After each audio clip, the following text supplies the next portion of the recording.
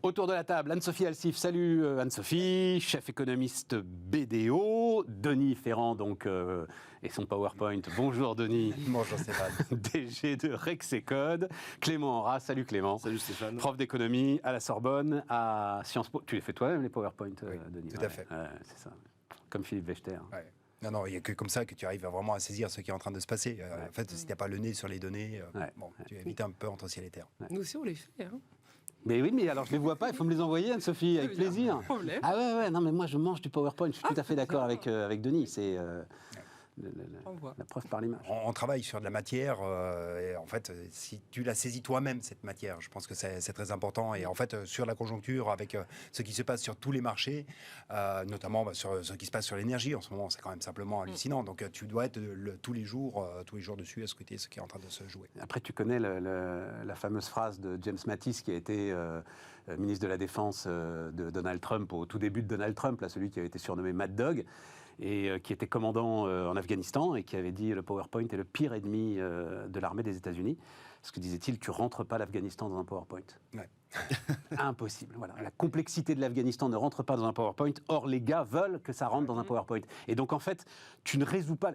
En fait, on te fait quand même des PowerPoints, tu vois, sur l'Afghanistan. Or, on ne devrait pas. Et donc, on essaye de travailler sur ces PowerPoints ensuite, alors qu'ils ne rendent pas compte de la complexité de la situation. C'était intéressant. James Mattis qui avait joué un rôle... Non, mais qui avait joué... Pardon, je raconte... mais qui avait joué un rôle super important. Mais oui, parce que... Non, c'était un moment, je ne sais pas si vous vous souvenez, c'était les débuts de Trump. Et il y a un certain nombre de gars qui avaient été, en fait, quelque part en mission autour de Trump, qui avaient accepté... Il y avait notamment aussi son ministre de l'économie de l'époque, dont j'ai oublié le nom, son conseiller économique, dont j'ai oublié le nom, et qui avait accepté d'être autour de Trump pour essayer de limiter les dégâts. De canaliser. Et de canaliser, etc. et tout. Et il y avait eu, et il avait craqué, je crois, au bout de 2 ans, quoi. C'était vraiment pas possible, mais c'était intéressant. Bon, c'est parti. Entreprise sous surveillance. Donc, effectivement, grâce à ces PowerPoint, Denis, on a pas mal d'informations. Tu nous apportes, et Rexecode nous apporte pas mal d'informations sur, je dis donc, ambiance très étrange. On avait le climat des affaires en octobre, il est stable. Toi, ce que tu retiens en premier, on va voir ça, c'est les records d'embauche en septembre. Donc on va voir ça. Pourquoi est-ce que... Vas-y, dis-nous un petit peu. Voilà, le graphe est très parlant. Sur 800... Et d'ailleurs, ça me permet, j'ai mis un tweet parce que allez suivre le compte de Denis Ferrand pour être informé en temps réel. Anne-Sophie, tu envoies tes graphes aussi sur ton compte Twitter? Je le sais sur LinkedIn. Faut le faire. Tu as raison. Oui, 883 000 embauches en septembre, 883 000 embauches en CDI et en CDD d'au moins 1 mois. C'est ça, c'est la donnée de l'URSSAF qui est vraiment de la donnée très objective. C'est vraiment du dur. Donc tu as le climat des affaires, effectivement, qui est plutôt bon, mais j'aime bien aussi quand même à un moment aller confronter avec le dur. Et le dur, en fait, une interprétation que l'on peut avoir quand on essaye de réconcilier le climat des affaires et l'appréciation quantitative donnée par les embauches, c'est l'effet d'anticipation, peut-être de choc à venir de la part des entreprises. Ce que je trouve très frappant dans les enquêtes de climat des affaires, c'est notamment l'opinion sur les stocks que retiennent les chefs d'entreprise. Jamais les stocks n'ont été aussi remplis. C'est-à-dire qu'on a l'impression que les contraintes d'approvisionnement se sont allégées. Et dans le même temps, les entreprises voient encore de la demande, mais surtout, elles anticipent qu'elles vont avoir un énorme problème de prix de l'énergie.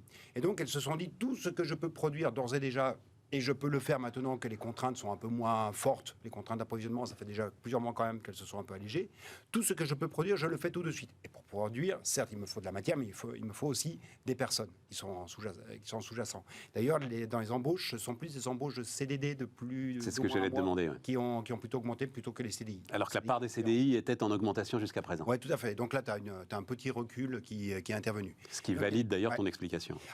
C'est une interprétation, plus qu'une explication, parce qu'on est effectivement dans un moment qui est très étrange, où quand tu regardes les indicateurs de climat des affaires, et ce matin est notamment tombé l'IFO allemand, il est vraiment catastrophique du point de vue des anticipations, mais pas forcément de l'appréciation de la situation immédiate. La situation courante est certes pas terrible, mais c'est pas de la catastrophe. En tout cas, on est dans des eaux que l'on a déjà connues par le passé, qui sont plutôt cohérentes avec une faible progression ou une faible contraction de l'activité. En revanche, vraiment l'anticipation, elle est très très mauvaise. Et donc c'est un peu cette inquiétude qui amène peut-être les entreprises à se dire, bon écoute, tout ce que j'ai pu faire, ben voilà, je l'ai fait, je l'ai passé, je ne sais pas combien ça me coûtera en électricité pour produire dans 3, 4, 6 mois.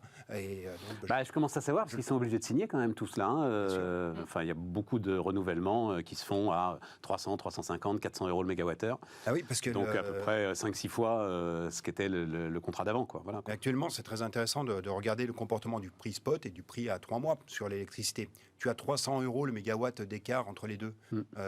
Et ce, depuis maintenant à peu près une quinzaine de jours. Le prix spot est en train de reculer très fortement parce qu'il y a une très forte baisse des prix du gaz, parce que les stocks sont partout remplis et que les méthaniers klaxonnent à l'entrée des ports pour pouvoir aller délivrer leur gaz, leur GNL. Et donc ça a des conséquences, ça a des répercussions. Maintenant, on connaît tous les mécanismes qui lient le prix du gaz et le prix de l'électricité avec la dernière unité appelée.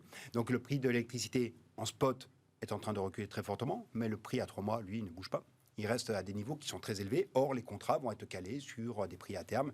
Et donc, on a encore une très forte incertitude sur le prix qu'il va falloir vraiment payer l'an prochain pour avoir de l'électricité. Anne-Sophie ? Nous, on fait une enquête aussi, mais surtout sur en effet, les PME et les ETI au niveau des anticipations, justement. Donc, voilà comment est le climat des affaires aujourd'hui au moment T et comment vous anticipez 2023. Donc, on voit en effet la même chose sur cette dichotomie entre la situation actuelle et ce qui est anticipé. Ce qu'on voit, c'est qu'il y a vraiment des différences quand même par secteur. Donc, ça, c'est quand même l'élément assez intéressant. On va le voir pour aussi. L'industrie, on voit vraiment qu'il y a une très forte anticipation sur les prix de l'énergie. Donc, plutôt des commandes qui sont bonnes parce qu'on est toujours en fait sur une demande qui existe avec le quoi qu'il en coûte et on n'est pas cette année sur une récession.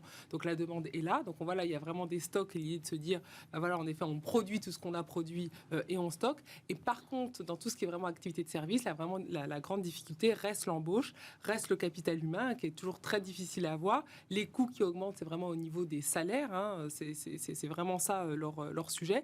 Et se dire, on n'a pas assez par rapport au travail que l'on va avoir. Alors, on reste prudent parce qu'on a des anticipations l'année prochaine qui sont négatives, mais quand même, on voit pour les secteurs dans les services, et bien sûr, on l'a toujours cité, hébergement, restauration, construction, aide à la personne, on reste avec des énormes problèmes de pénurie qui vont continuer l'année prochaine au niveau des taux de chômage, et on a pourtant des augmentations qui sont tout à fait significatives. Mais en plus... 10%. Donc, on a vraiment une dichotomie quand même industrie salaire. Là, c'est vraiment pour les PME et pour les petites entreprises. La démographie est bien plus fiable que les prix du gaz.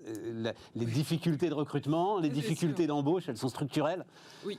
Donc, on comprend qu'ils prennent des paris. L'année prochaine, étant donné qu'on a quand même un très fort ralentissement de la croissance, on pourrait dire qu'il va y avoir un tassement sur le marché de l'emploi, et donc on aura des difficultés qui seront moins importantes. Ou en tout cas avec des entreprises qui vont peut-être freiner leur embauche. Et pour l'instant, c'est pas en tout cas ce qu'on voit dans les baromètres.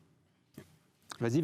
Sur les prix des contrats, effectivement, on entend des exemples d'entreprises qui se voient proposer des augmentations de prix dans un facteur 20, quelquefois, par rapport à... Tu sais que RTE a envoyé un petit guide très précis. Alors, il faut... je dis ça à ceux qui se posent la question, ils le trouveront, RTE. Une fourchette de prix acceptable, en gros. Voilà. Alors, de tête, c'est quelque chose qui va de 400 à 600 euros le mégawattheure. Mais en gros, si on vous propose au-dessus de 600 euros le mégawattheure, signez pas, vous trouverez en dessous. Voilà le message à peu près qu'envoie RTE. Mais par rapport à 2019, si on est entre 400 et 600, tu es dans un multiple de 5 à 8. Voilà, c'est ça. Grosso modo. Donc, on a calculé quelle serait l'augmentation des prix du gaz et de l'électricité qui ferait que l'industrie passerait d'un EBE très positif. En gros, l'excédent brut d'exploitation que faisait l'industrie en 2019, c'était quelque chose comme 95 milliards d'euros. Il faudrait qu'il y ait une augmentation un facteur de 9. Donc on multiplie les prix de l'électricité et du gaz par 9 pour que l'excédent brut d'exploitation à hauteur de 94 milliards d'euros devienne un EBE nul. C'est sous l'hypothèse où on répercute 50% de la hausse des prix du gaz et de l'électricité dans les prix de vente. Donc on voit que les ordres de grandeur qui sont évoqués par RTE, situés dans un multiple de 5 et de 8, tu commences quand même à t'approcher assez dangereusement du moment où ton EBE est quand même sacrément abîmé. Bien sûr. Et tout dépend, bien entendu. Surtout, mais ça on va en parler tout à l'heure, surtout quand ton concurrent américain, lui, il n'a pas du tout les mêmes hausses. Voilà, il n'a pas du tout les mêmes.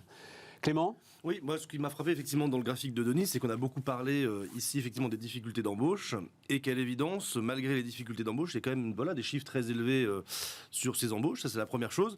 Et deuxièmement, d'un point de vue un peu plus théorique, ça c'est pour te plaire, Stéphane. Mais tu sais, j'adore. Ce qui est un peu curieux dans la période qu'on vit, c'est que globalement, la plupart des modèles qu'on utilise raisonnent pas avec ce type d'anticipation. On a plutôt cette idée globalement que quand les anticipations sont pessimistes, la variable qui est corrélée à l'anticipation devient négative. Ici, par exemple, les embauches. Et globalement, c'est vrai que dans la plupart des gros modèles, des SGE, etc., il y a quand même assez peu d'explications possibles d'un pessimisme généralisé des entreprises qui serait associé à une augmentation des embauches. Et c'est ça qui est assez intéressant. Et ce que montre... Tu veux dire qu'il y a une... Et ça, on en avait déjà parlé, il y a une décorrélation qui se confirme entre le PIB et l'emploi, quoi. On va le dire à peu près comme ça. Effectivement. Décorrélation... Pas totale. Pas totale, mais il y a quelque chose, quoi. Oui, et voilà. Tout de la même valeur qu'auparavant, effectivement. Parce qu'il y a un stock de demande, en fait, qui est excessivement important, dû à quand même toutes les liquidités qu'on a injectées pendant le Covid et qu'on continue. Parce que c'est ça aussi, ce qui est paradoxal dans la situation, c'est qu'on a une politique monétaire qui n'est plus accommodante, mais une politique budgétaire qui le reste, et qui le reste quand même dans des proportions assez impressionnantes. Donc on n'a pas ce policy mix classique de, on veut baisser l'inflation, on augmente les taux d'intérêt et on essaie d'avoir une politique budgétaire beaucoup plus restrictive. Là, non, on continue de faire... C'est exactement, on continue de faire du stimuli budgétaire. Le monétaire qui était très expansionniste, c'est le budgétaire qui était à peu près normal, et là c'est plutôt l'inverse. Ce qui pose d'ailleurs la question de la crédibilité de la politique monétaire, parce qu'objectivement... Attends, chaque chose en son temps. Non, mais on va y aller, on va parler du braque obligataire. Non, mais on va parler du braque obligataire, on va y aller. Restons sur l'idée des entreprises. Effectivement, alors là, j'ai pas mis les graphes, mais je les ai regardés, tu me les as envoyés. Dégradation de la situation financière des entreprises, quand même, ça c'est assez clair. La période d'euphorie de cash post-Covid est derrière nous. On est en train de et on est retombé, d'ailleurs, je vois tes graphes, on est retombé sous la moyenne basse, même, sous la moyenne long terme, en ce qui concerne la situation de trésorerie. En même temps, quand il y a 6% d'inflation, la trésor est plus compliquée à gérer, quoi, on va le dire comme ça. Et puis, de toute façon, elle s'érode spontanément, parce que la trésor, jusqu'à présent, elle était quand même massivement placée en détention, en cash. Et donc, même si tu as un peu de remontée des taux d'intérêt sur des dépôts à terme, il n'empêche que ça ne te fait pas la maille par rapport à l'inflation. Autre chose qui t'intéresse, c'est, on va voir ce graphe-là, tu me l'as mis en avant, la différence entre liquidation et procédure de sauvegarde. Qu'est-ce qui t'intéresse là-dedans? Donc on voit assez nettement les liquidations qui remontent, on l'a dit, on en a beaucoup parlé, on n'est même pas encore revenu sur les chiffres classiques qui sont, je parle sous votre contrôle, c'est 50 000 par an à peu près. C'est à peu près ça. À peu près, et là on reste en dessous. On reste en dessous.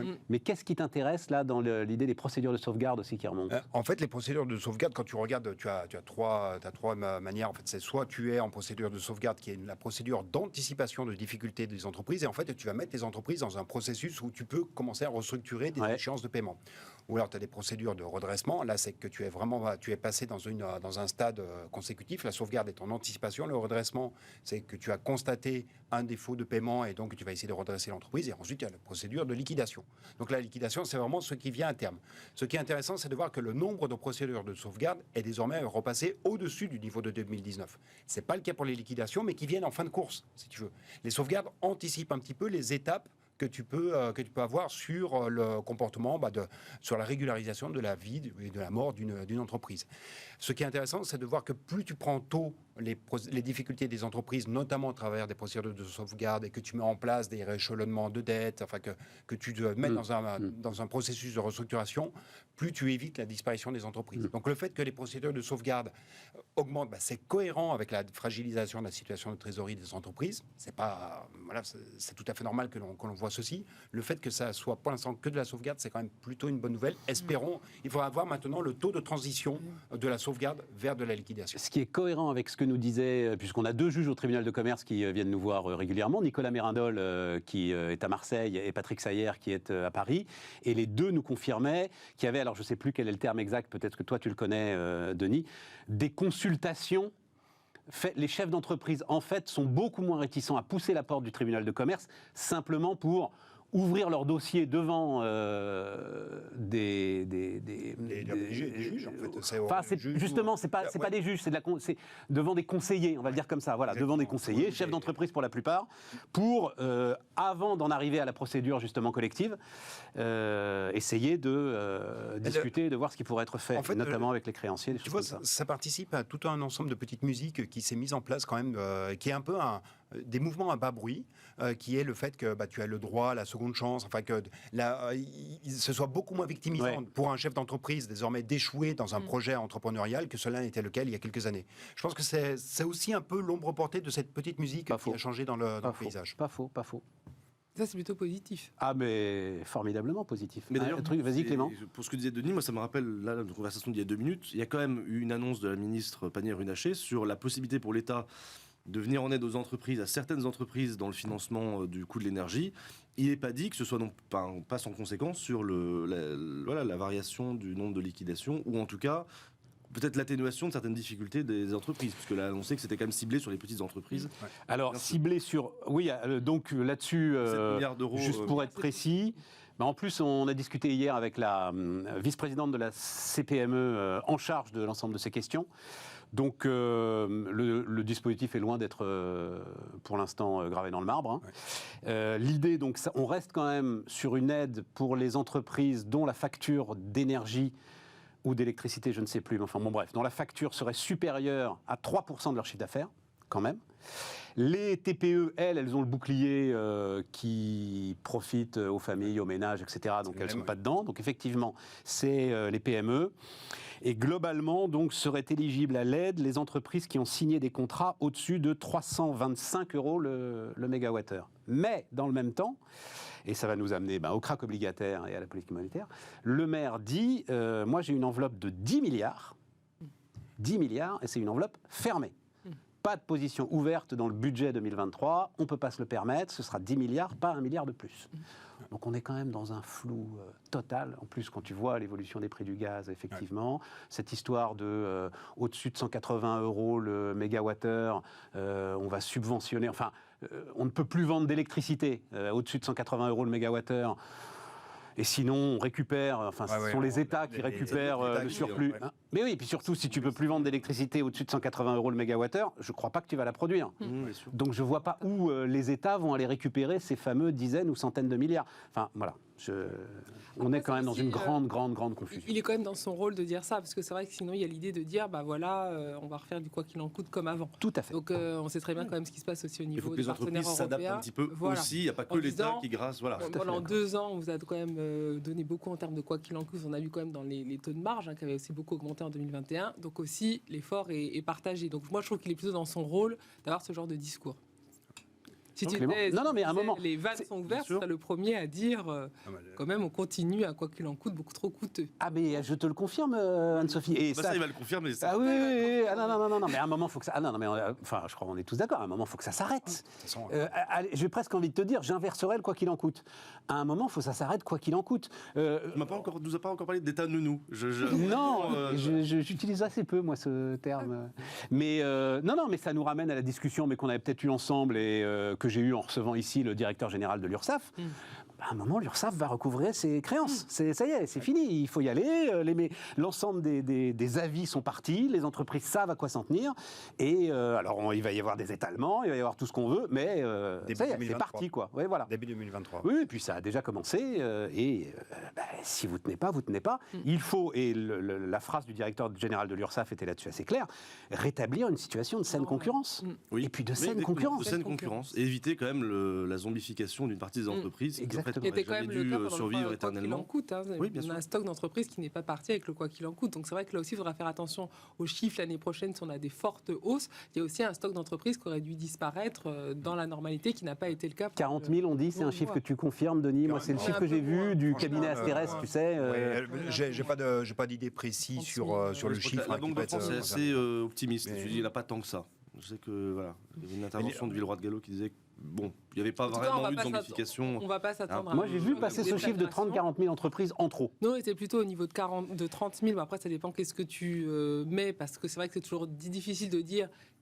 Si elles n'avaient pas été aidées, elles auraient disparu. Avec le quoi qu'il en coûte, ça a quand même mis beaucoup de flou par rapport aux indicateurs classiques. Mais c'est surtout pour faire attention quand l'année prochaine, si on a des augmentations, il y aura peut-être ce petit stock qui va partir, et en fait c'est plutôt une bonne nouvelle parce que ça veut dire qu'on rentre dans une normalisation. Et là, Anne-Sophie, peut-être ne pas forcément crier au loup en disant regardez les chutes. C'est ça qui va se passer, Anne-Sophie. Donc on va vraiment avoir besoin de toi. Je l'ai raconté, je crois que c'était la semaine dernière ou il y a 10 jours, ouverture du journal de 7h30 d'RTL, donc un truc quand même assez massivement à écouter. Donc on voyait les chiffres de défaillance qui repartaient. Voilà. Et les gars, ça y est, on était en guerre, quoi. Enfin, ils nous vendaient ça comme. Et donc, faut se calmer. Explication. Denis, Anne-Sophie, vous qui allez dans les grands médias. faut vraiment expliquer le truc. Pas en encore, revanche, Clément. non. Je travaille pourtant à ta percée médiatique, mais... En revanche, peut-être un point là-dessus. Ce qui ne se voit pas, en revanche, c'est la disparition, enfin, c'est les radiations d'entreprise. Et les radiations, donc, quand tu vas consulter le greffe du tribunal de commerce, que tu récupères les séries, tu peux les récupérer jour par jour quasiment. Et tu es à 37% d'augmentation du nombre d'entreprises qui se sont radiées par rapport, enfin, le niveau que tu as sur les 9 premiers mois de 2022 par rapport à la même période de 2019.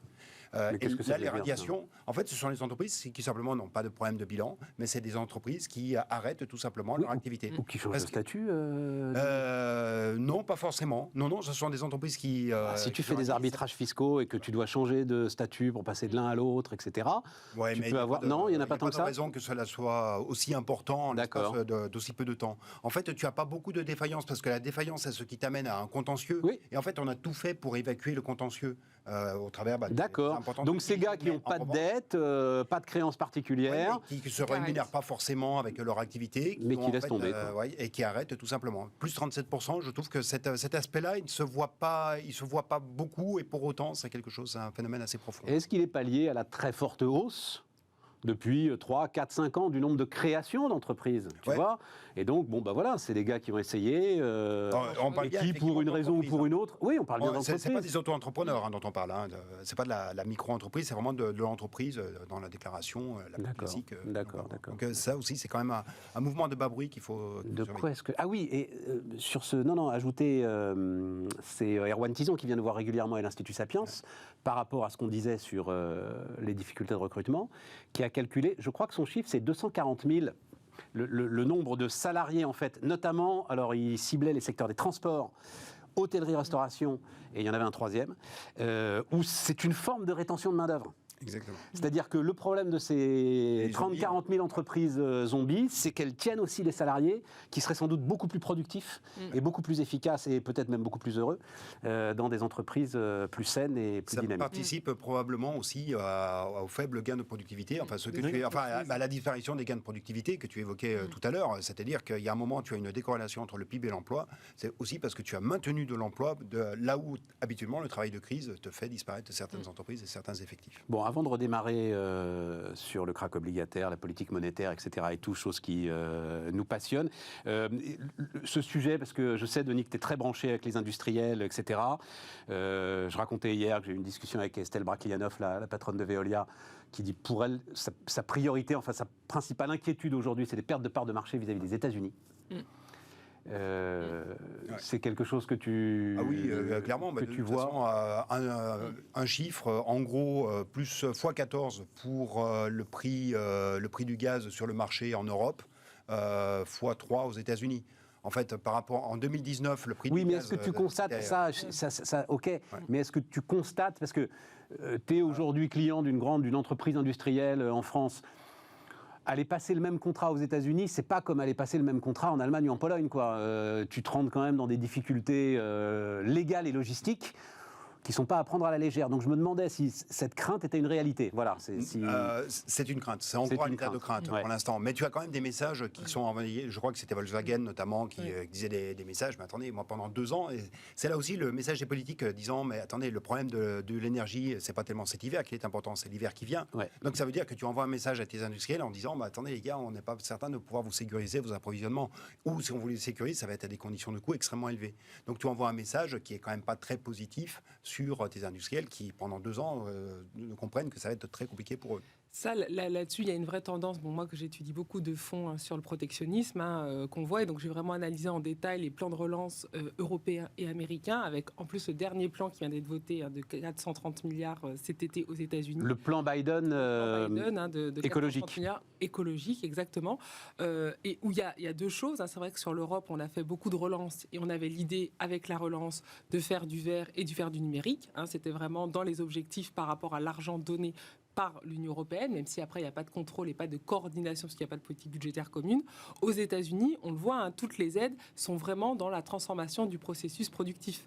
Donc ça n'a rien à voir. Bien sûr qu'il y a des aides, mais ces aides, c'est on transforme pour être plus vert et surtout on les utilise pour protéger notre marché. La Commission européenne, tous les 2 ans, fait paraître son rapport sur les obstacles au commerce. Moi, je regarde depuis plus de 20 ans. Donc, quand on regarde la part de la valeur ajoutée justement dans le commerce étranger qui ne cesse de baisser aux États-Unis, en Chine, et qui reste assez stable au sein de l'Union européenne. Eh bien, on voit la même chose pour les obstacles au commerce, mais sur le non tarifaire, pas sur le tarifaire. Et vous avez une explosion en la Chine. Ensuite, vous avez l'Algérie, vous avez la Russie, vous avez l'Inde. Donc, c'est vraiment un processus Chine-États-Unis, mais également pays émergents. Et ça, vous avez beaucoup moins ça. Qui dressent des barrières à l'importation dans leur pays. Pour protéger leur marché. Non tarifaire. Donc, en disant, c'est donc normes légales, etc. Exactement. On va essayer de faire la même chose en Europe, mais on est très en retard. Et là, on voit avec les plans de relance, parce que les quantités injectées n'ont jamais été aussi importantes. Quand les États-Unis, parce que là, ce qui se passe, c'est pour ça qu'on va perdre beaucoup de parts de marché, à mon sens. On le voit dans l'auto, c'est déjà le cas. On peut voir d'ailleurs, juste le dit à la régie, l'avertissement de Catherine Colonna. Là, Ils sont en train de... moi, c'est ce que je regarde, on avait fait depuis 10 ans. Les chaînes de valeur mondiale, on a beaucoup parlé pendant la crise de Covid, et où est produit chaque étape de production. Et aujourd'hui, maintenant, pour la batterie qui arrive aux États-Unis, s'il y a plus de 40% qui vient de la Chine, c'est non. En tout cas, vous pouvez venir mais avec énormément de taxes, et de toute façon, le consommateur, s'il achète ce type de batterie, il n'aura absolument aucune aide. Donc ça, c'est quelque chose qui est fondamental au moment où nous, lorsqu'en effet, on a des prises de position que la Chine veut peut-être acheter le port d'Hambourg, on se dit, oh là là, on va quand même pas faire du protectionnisme, etc. Donc il y a vraiment deux poids, deux mesures. On a vraiment une tendance que l'on voit au niveau macroéconomique, au niveau du commerce international, sur la Chine, les États-Unis, l'émergent, de protection. Et nous, qui mettons en place des règlements, mais qui sont vraiment très en deçà par rapport à ce qui se fait ailleurs. Donc, on marque une pause. Des parts de marché, mais pas seulement. On marque une pause, puis on dira peut-être un mot du port d'Hambourg, alors, parce que je ne comprends pas cette histoire. Mais puisque tu as l'air informé sur le port d'Hambourg, on en dira un mot. On marque une pause.